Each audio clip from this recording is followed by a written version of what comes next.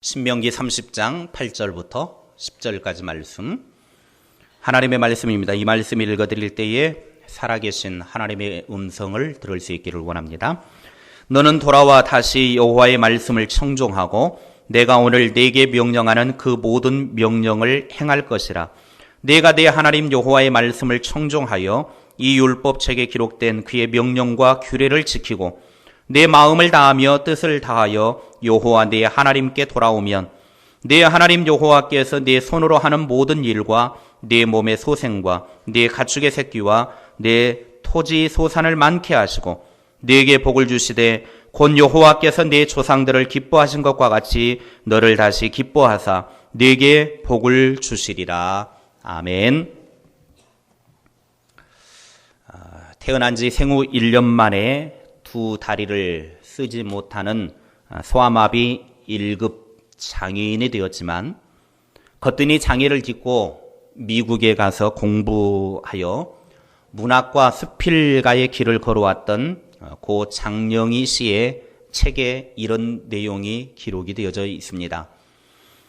미국에 가서 6년간 공부를 하면서 2년에 걸쳐서 피눈물을 나는 고생을 하며 박사학위 논문을 썼습니다.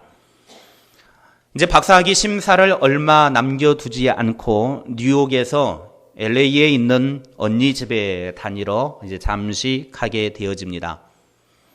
1980년대 중반 아직 워드 프로세서가 이렇게 대중화되지 않는 어떤 그런 시절이다 보니까 논문을 쓸 때에도 일일이 이제 타이핑을 해가지고 이제 함부를 뽑아낼 수밖에 없었죠. 그래서 그 함부를 이제 논문을 일일이 타이핑을 해서 뽑아가지고 차 트렁크에 자기의 여러 짐들과 같이 넣어서 이제 LA에 있는 언니 집으로 가게 되어집니다. 그런데 중간에 이제 강도를 만나가지고 차 트렁크에 있는 모든 짐을 다 홀딱 털리게 됩니다. 거기에는 정말 피땀 흘려서 6년 동안 고생했던 결실을 맺어야 되는 논문이 들어있었는데 그 논문까지 함께 사라져버리고 만 것입니다. 요즘처럼 뭐 복사가 잘 되어져 있는 시스템이나 또 컴퓨터처럼 저장해 놓을 수 있는 공간이 있다고 하면 뭐 USB에 저장해 놓는다든지 여러 저장 공간에 저장을 해 놓을 수 있겠지만 백업을 해 놓을 수 있는 공간이 요즘은 많이 있지만 그 당시에는 타이핑하면 그 한 권밖에 이제 없는 겁니다. 6년 동안 공부를 해서 2년에 걸쳐서 이제 마지막 박사학위 심사만 통과하면 박사학위를 받게 되어지는데 이걸 잊어버렸으니 이제 큰일 난 겁니다.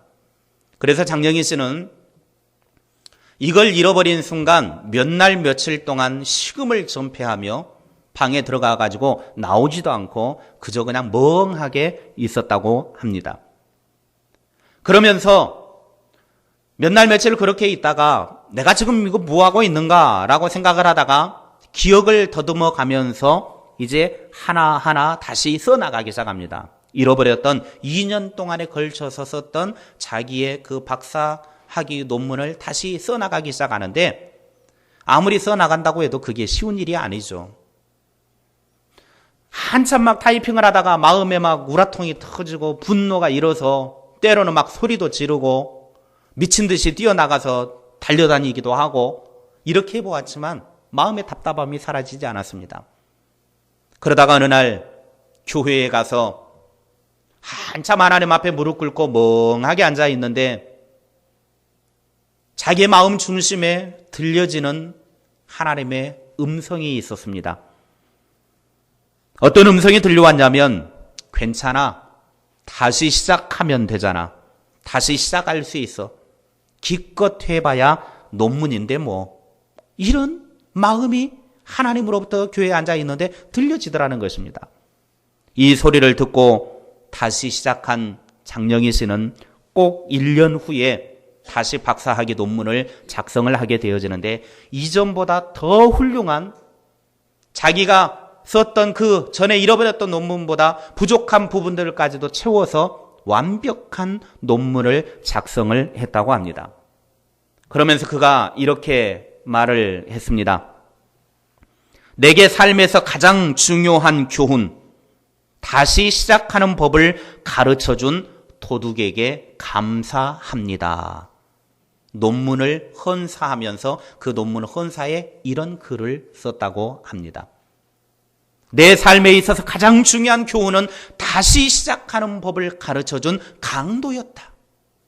그 강도가 나의 논문을 훔쳐갔기 때문에 내가 그 역경 속에서도 이겨내서 다시 시작할 수 있는 법을 깨닫게 되어졌고 훌륭한 박사학위 논문을 쓸 수 있었다라고 그렇게 고백을 했습니다.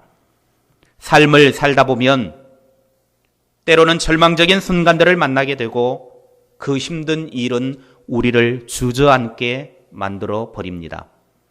그러나 다시 시작할 수 있는 용기를 갖게 된다고 하면 그 어려움은 더 이상의 절망이 아닙니다.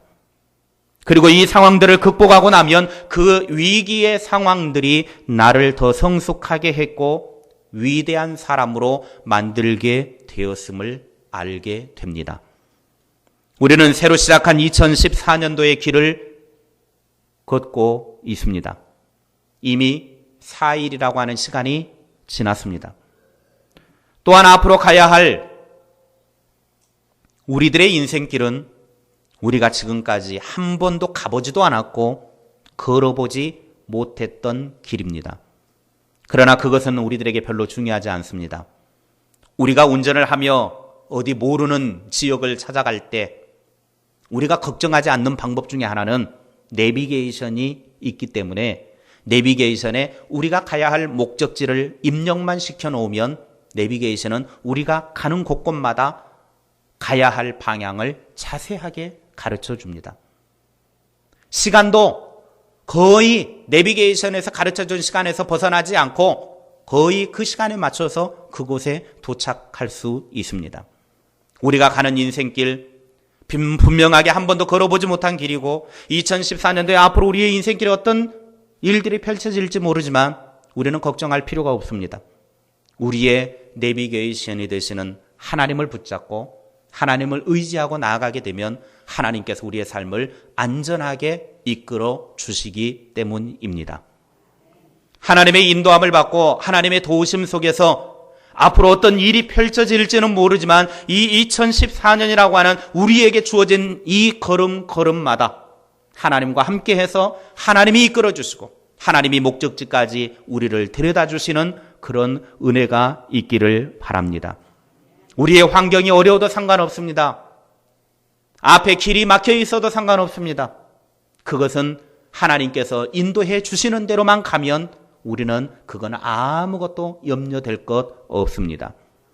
하나님은 우리의 인생길에 동행하시고 또한 우리의 걸음을 인도해 주실 것입니다. 2014년 우리 교회 표어가 다시 시작하자입니다. 무엇을 다시 시작해야 되느냐?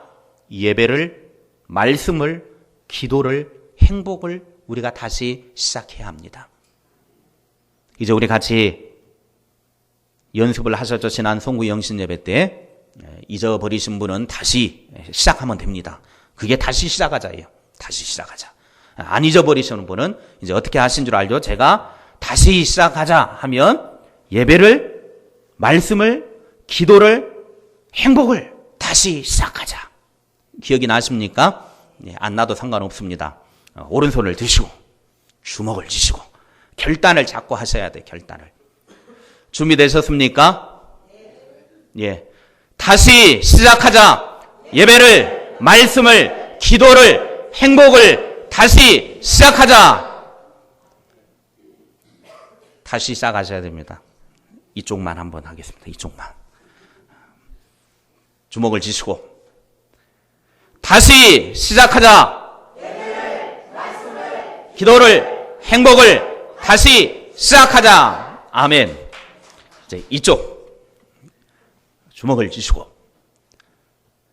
다시 시작하자. 예배를, 말씀을, 기도를, 행복을 다시 시작하자. 아멘. 예, 여기를 보시든 저기를 보시든 아무튼 다 써져 있으니까 보시면 되겠습니다. 모르면 주보를 봐도 되고 우리가 2014년도에 다시 시작해야 됩니다. 무엇을 다시 시작해요?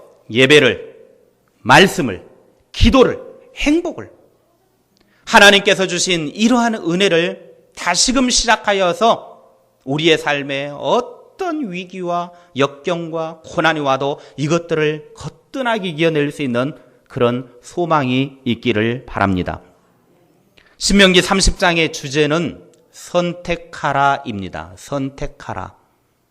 저주와 축복, 생명과 사망 중에 선택하라는 것입니다. 모세는 히브리 백성들에게 장차 가나안 땅에 입국을 하여 어떠한 삶을 살게 될 것인지를 스스로 선택하도록 했습니다. 신명기 30장 15절 말씀에 보라 내가 오늘 생명과 복과 사망과 화를 내 앞에 두었나니, 생명과 죽음의 선택 앞에서 모세는 하나를 선택하기를 촉구하고 있습니다. 생명을 택하고 복을 받든지 죽음을 택하고 재앙을 당하든지 택하라는 것입니다. 그러나 모세는 이왕 택할 것 생명을 택하라고 강조합니다. 신명기 30장 19절 말씀에 내가 오늘 하늘과 땅을 불러 너희에게 증거를 삼노라. 내가 생명과 사망과 복과 저주를 내 앞에 두었은즉 너와 내 자손이 살기 위하여 생명을 택하고, 따라합시다. 살기 위하여 생명을 택하자. 살기 위하여 생명을 택하자. 우리에게 분명히 생명과 사망, 복과 저주 이 두 가지의 길이 있는데 이왕이면 살기 위해서 생명을 택하라는 것입니다. 복을 택하라는 것입니다. 모세의 심정은 하나님의 백성 이스라엘 백성들이 가나안 땅에서 사망과 생명 중 하나를 택하게 될 텐데 생명을 택하여 그의 후손과 더불어서 오래오래 살기를 원했습니다. 생명과 복의 근원은 예수 그리스도입니다. 하나님 말씀을 붙잡으면 생명과 복을 얻게 됩니다. 2014년 한 해 동안 하나님의 말씀을 붙잡고 시작하여서 한 해를 마무리하는 송구 영신 예배 자리에 섰을 때 내가 말씀을 붙잡고 살았노라고 고백할 수 있는 저와 여러분이 될 수 있기를 바랍니다. 하나님의 말씀을 붙잡고 다시 시작하는 인생에게 하나님의 특별한 돌보심의 은혜가 있습니다. 하나님과 다시 시작하는 인생은 복이 있습니다. 하나님과 다시 시작하는 인생은 하나님께서 돌보아 주십니다. 다시 시작하는 자에게 어떤 복을 주시는지 보십시오. 신명기 30장 9절부터 10절 말씀입니다. 30장 9절부터 10절 말씀에 내가 내 하나님 여호와의 말씀을 청종하여 이 율법책에 기록된 그의 명령과 규례를 지키고 내 마음을 다하며 뜻을 다하여 여호와 내 하나님께 돌아오며, 10절을 같이 읽겠습니다.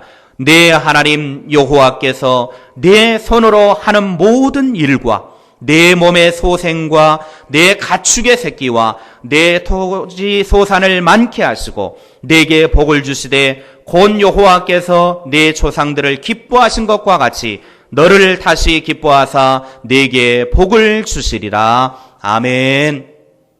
다시 시작하는 자에게 하나님께서 넘치는 복을 주시는데 크게 세 가지입니다. 하나는 손으로 하는 모든 일을 복이 되게 하신다는 거예요. 여러분의 손으로 하는 모든 일을 하나님께서 함께 하심으로 복이 될 수 있기를 바랍니다. 두 번째로는 가축이나 농사가 잘 되는 산업에 복이 임할 것이라고 말씀하셨습니다. 다시 말하면 우리의 경영하는 직장이나 사업이나 무슨 일이든지 간에 이것을 하나님께서 잘 되게 해주시겠다는 겁니다. 세 번째로는 그들의 조상들에게 복을 주시는 것을 기뻐하셨던 것처럼 너희들에게도 복 주는 것을 기쁨으로 여길 것이다. 하나님은 복 주시는 것을 기뻐하시는 하나님입니다. 은혜 베풀어 주시는 것을 좋아하시는 하나님입니다. 과거에 이스라엘 백성들에게 조상들에게 하나님께서 복을 주시면서 기뻐하셨던 것처럼 너희들이 나에게 돌아와서 내 말을 듣고 순종하고 나아가게 되면 내가 너희들에게도 그런 복을 주겠다. 복을 주시겠다. 오늘 저와 여러분에게 이 복이 가득가득 넘쳐나는 2014년 한 해가 될 수 있기를 바랍니다. 그렇다면 이런 복과 은혜를 받을 수 있는 조건이 무엇입니까? 어떤 조건을 갖춰야 이런 복을 받을 수 있습니까? 8절을 보십시오. 8절 같이 읽겠습니다. 시작. 너는 돌아와 다시 여호와의 말씀을 청종하고 내가 오늘 네게 명령하는 그 모든 명령을 행할 것이라. 아멘. 첫째로 하나님의 음성을 듣고 순종해야 합니다. 우리가 하나님이 예비하신 이런 복을 받아 누릴 수 있는 첫 번째 비결은 뭐냐? 하나님의 음성을 듣고 순종해야 된다는 거예요. 다시 시작하기 위해서는 하나님의 말씀을 들어야 합니다. 그리고 듣고 나면 듣는 그 이후에 순종이 따라야 돼요. 원래 듣는다라고 하는 말 속에는 순종이 합쳐진 말입니다. 듣는다 그러면 그걸 들었으면 행동으로 옮긴다라고 하는 것이 듣는다, 순종한다 같은 단어입니다. 우리가 하나님의 말씀을 들었으면, 하나님의 음성을 들었으면 행동으로 옮겨져야 돼요. 순종함으로 옮겨져야 돼요. 그것이 들은 것입니다. 하나님의 말씀을 듣고도 행동으로 옮겨지지 않는, 순종이 되어지지 않으면 그건 들은 게 아닙니다. 그건 안 들은 거예요. 우리는 하나님의 음성을 듣고 순종해야 합니다. 하나님의 말씀에 순종하지 않고 절대로 다시 시작할 수 없습니다. 하나님의 말씀에 불순종하면서도 하나님께 복 받기를 구하는 것은 잘못된 것입니다. 하나님께 순종하면서 복 받기를 원해야죠. 그런데 놀라운 사실은요, 우리가 하나님의 말씀에 순종만 하면 내가 복 달라고 하지 않아도 하나님은 알아서 주십니다. 이게 놀라운 비결이에요. 막 복 주세요, 복 주세요, 복 주세요 안 해도 내가 하나님의 말씀을 듣고 하나님 말씀대로 순종하고 살아가면 하나님이 알아서 주시는 거예요. 알아서 주셔요. 우리는 늘 복의 근원이 되시는 하나님의 말씀을 듣고 순종할 때 우리에게 복 주시는 그 하나님의 은혜를 누릴 수 있기를 바랍니다. 하나님은 복 주시는 것을 좋아하시는 분입니다. 즐겨 하시는 분입니다. 어떤 분들은 자기 것을 자꾸 주면서 기뻐하시는 분이 계셔요. 주면서 기뻐하시는 분. 또 어떤 분은 받으면서 기뻐하는 분이 있어요. 그런데 이왕 할 거 좀 주면서 기뻐하는 것이 더 아름다운 것 같습니다. 내 것을 주면서도 막 기뻐요. 이런 사람은 자기 집에 막 창고가 가득 차 있을 리가 없어요. 있으면 갖다 줘. 있으면 퍼다 주고. 근데도 신기한 것은 뭐냐면 퍼다 주면 아무것도 없을 것 같은데 또 희한하게 채워져 있어요. 이게 주는 사람의 기쁨입니다. 나 혼자만 먹으려고 막 챙겨놓은 사람은 나중에 썩어서 거식이 된다니까요. 나중에 썩어가지고 뭐 된다니까. 뭐라고 말하면 그러니까 똥 되죠. 막 자기만 먹으려고 챙겨놓으면 나중에 쌓아놨다가 이제 뒤엄자리에 갖다가 버려야죠. 그런데 막 퍼주고 또 퍼주면, 나누어주면, 주면서도 막 기쁘지만 하나님은 희한하게도 그 창고가 다시 채워지도록 늘 하나님께서는 채워주시더라는 것입니다.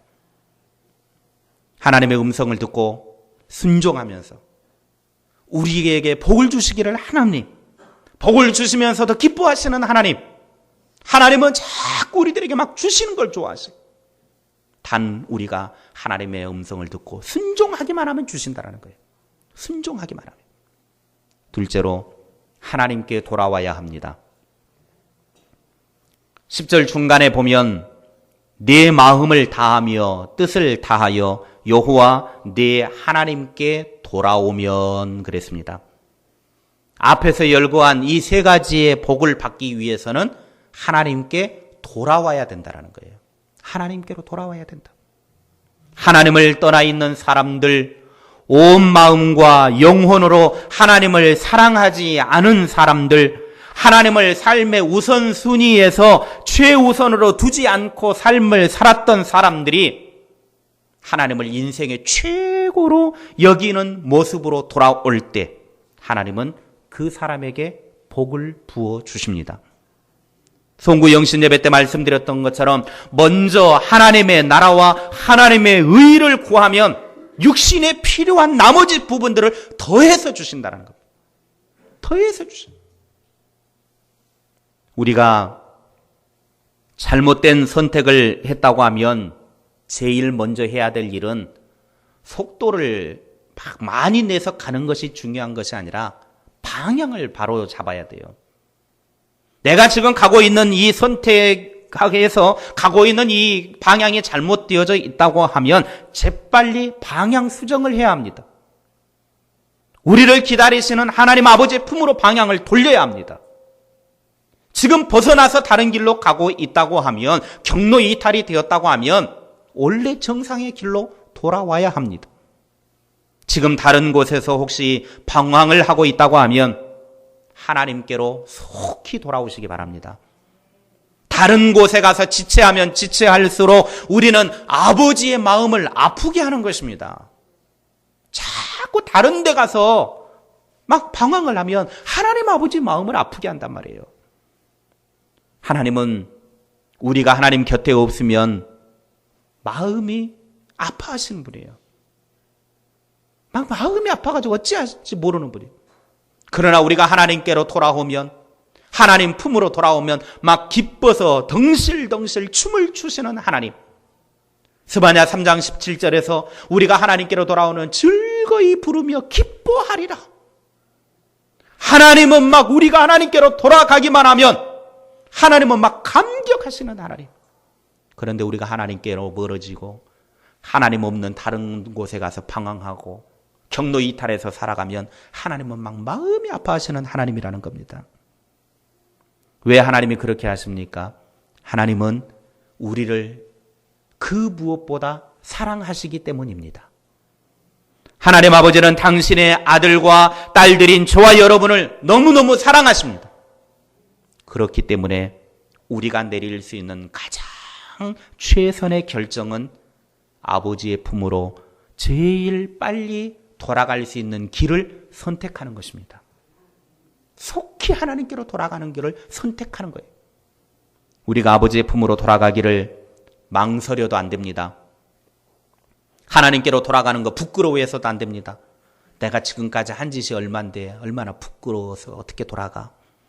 아버지의 진노하심 두려워할 필요도 없습니다. 내가 지금까지 지은 죄, 하나님이 벌하시면 어떻게 하지? 걱정할 필요 없습니다. 나중에 어느 정도 정리가 되고 나면 그때 돌아가겠습니다. 아니요, 그럴 필요도 없습니다.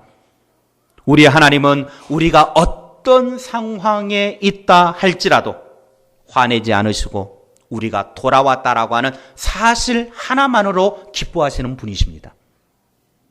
하나님은 온 마음을 다해 먼 나라에 가 있는 자들이 하나님께로 돌아오기를 오늘 또 기다리고 계십니다. 여러 가지 중독으로, 또 깨어진 관계로, 경제적인 압박과 고통받는 양심과 같은 것들은 여러분을 기다리시는 아버지가 보내는 어떻게 보면 경고의 모습들입니다.